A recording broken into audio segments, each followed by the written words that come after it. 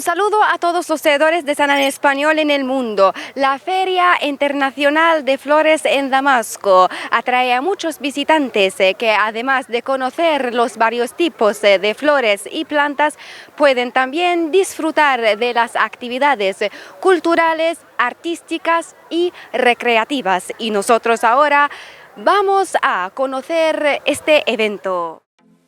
El Parque Tishin de la capital Damasco acoge nueva edición de la Feria Internacional de Flores, en la que participan alrededor de 150 empresas nacionales y extranjeras.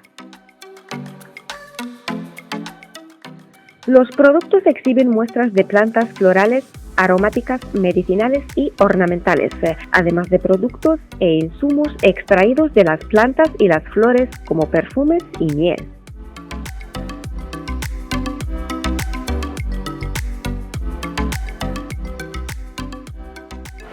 Aquí artesanos, mujeres y hombres ofrecen sus manualidades inspiradas del patrimonio sirio.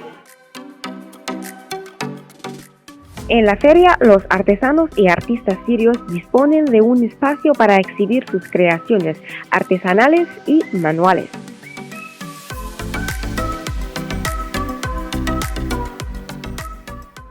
También la feria ofrece un espacio para que los niños disfruten de espectáculos musicales y de baile, también de obras de teatro infantil.